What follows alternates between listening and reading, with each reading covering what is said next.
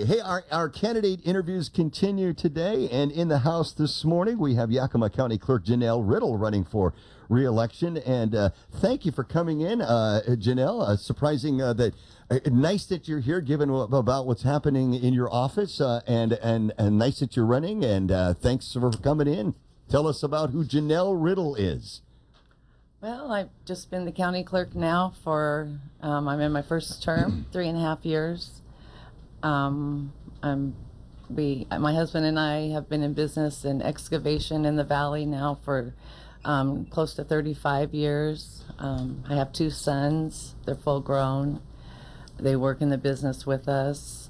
That's got to be kind of fun to have the kids at home and working, or is it just like, oh, I got to cook more meals because they're still around? Well, they're not home. They live outside the home, but the business is there at the place. So no, I don't do any cooking for them. Yeah. You know, okay, just thought, okay, let's go over to Mom, and since we're still working, we could go over there and grab a free meal. All right, so the family business is rolling on. You had experience before. You had some time off to raise those sons, if I recall. Correct. And you've been back on the job. And let's face it, you have had an interesting ride. How do you personally assess where the office is right now, and the mood in the office, and your ability to serve the customers that need clerk services? Well, we're doing really well, actually, contrary to what people have seen in the media. We've made a lot of changes. We've increased a lot of efficiencies in the office, have had a lot of good feedback. We've had a lot of new staff that have come on, and they've just been phenomenal. We've lost some, but we're ahead of the game, and we're doing just great. Okay. Yeah. But let's face it, you have had like you said, there is another perception because of media reports on things. How do you? Is there any way to offset that, or how do you process that, or keep morale up with your coworkers, that sort of? Or are we just not even reading the situation properly, and it's way different than what we think if we're just reading about you from the outside? It's way different than what you're reading from the outside. Yeah. Yeah, and we just try to put that out of our mind and concentrate on the positive, good things we've got going. Again, we've made a lot of things happen that has really increased the efficiency of the office, and we've got some things lined up in the near future that we're getting ready to start. Okay. So morale's great. Despite the action by the county commissioners last week in filing against your bonding company, I guess reaction to that, first of all. Well, there was a loss of revenue in 2016 after we went live with Odyssey. We admit that we lost some revenue, but we fixed the problem, and that was 2 years ago. We've moved on. It still seems to be coming up all the time. We've actually, it did not cost the county any money. That money came out of my budget for 17. When all the revenue was figured out for 16, we were like, I think it was almost a little over $49,000 that we were short, not $200,000. And that came out of my budget for 2017. So this is not money that the county has paid out to anyone. It's money that comes out of my budget. So you just have to. It's all based on revenue. So you have to operate that much leaner the next year to make it up, but there's no additional monies needed. If that's the case, what? How do they? And I don't know that the average person even understands the revenue part of the job. I guess that's for commissioners and others to know. But give us a sense for.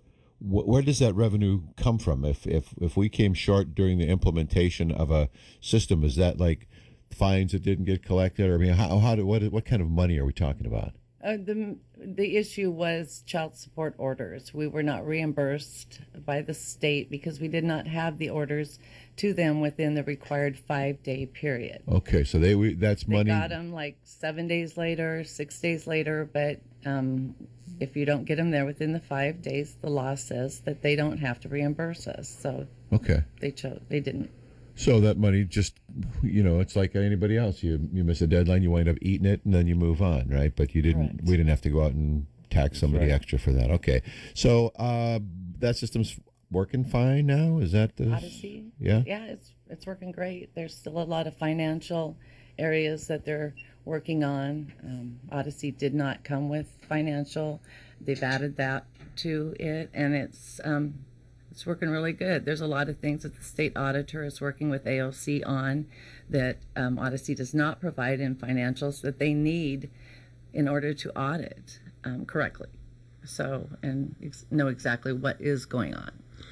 Do you feel you've been targeted as a victim by the judges and the commissioners? Yes, I do. Before I even started, I was invited to come in, and I was basically told that what I promised my constituents in my campaign, throw it in the garbage. That was then, this is now. And I said, no, I am going to do what I told everyone I was going to do. And that's kind of, I think, what kind of started upsetting things is I wasn't doing what I was told that I needed to do. Well, you're an elected official. The commissioners have control in the initial stages of setting up the budget, but after that, you're accountable to the people, and they're not.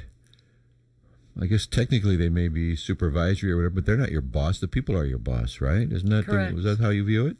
Yes, that's how I view it. Yes. All right. How do you think? What do you want to say to reassure voters? Because let's face it, that media has been out there. A lot of people only know from media reports because not everybody gets a chance to come visit with you or explore for themselves. So you're campaigning. You want to continue in the position. You're going to need voter support. How do you go about dealing with these issues as you talk to voters? What do you want them to know? Just tell the truth that what has happened in the clerk's office has not cost the taxpayers any money. There's been no money paid out for any of this. All of my legal representation has been paid out of my husband and I's pocket. We've paid over $60,000 out of our pocket just so I can do the job as clerk that I should be able to do for the public. I signed an oath. I swore to do this to the best of my ability.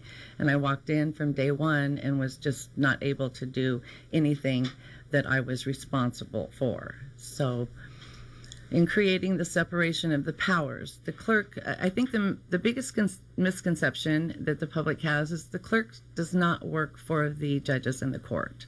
The clerk works for the public. The clerk keeps the checks and balances because it's the public's constitutional right to know the decisions that are being made within the judiciary.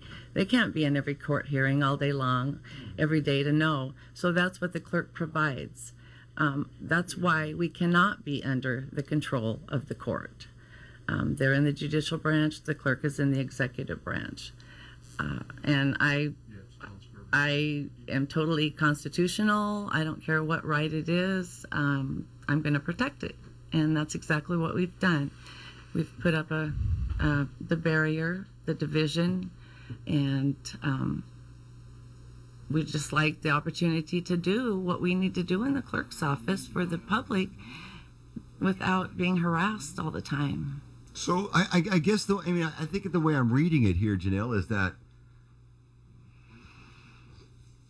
everyone's wrong but you. We've got judges, we've got the commissioners, we've got a panel, we've got a blue ribbon panel. We've got people that have made all these. So is everyone wrong in your opinion? Yes, they are. I'm sorry. There have been facts, but not correct facts. Not all the facts have been correct, and not all the facts have been put out there. It's pretty much been one-sided. Fair enough. Again, we're just focusing on the things we've got going, our job in serving the public, and trying to ignore as much as possible. All right, let's look ahead. Let's say that that people agree and you're elected to the job. What do we see in the future? What kind of things would be in the pipeline for you? You said you had some more stuff you might want to roll out. What kind of things are we talking about? Well, we just got done. This is the first time ever that the clerk's office, all of our funds, our bank account is what they call positive pay. That means that if anyone writes a bad check or anything against our office, the public is not out those funds. The clerk's office has never had that before. We have that in place now.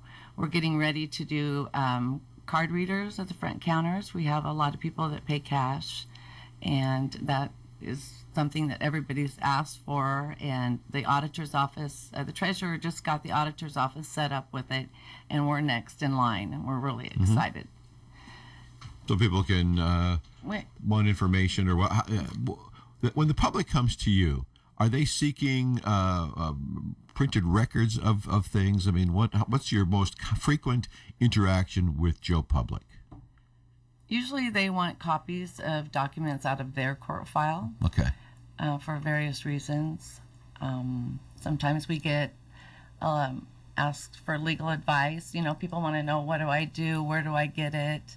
We've got a lot of resources we can give them, but we are really limited on the information and the advice and the assistance they always say, that we can give. We're not your lawyer, right? Gotcha. And we have, like I said, we have really good resources to refer them to free of charge. So, and everything is geared now to the self-represented litigant, Northwest Justice. There's just a lot of different agencies and causes and that are going on now to assist these people, making the forms easy to read.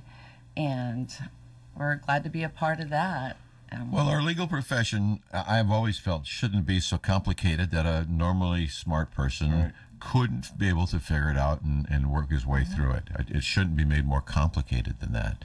Some mysterious, arcane thing that only specialized training allows you to be able to walk the halls of justice. That's BS. I mean, everybody needs to be able to do that, in my opinion.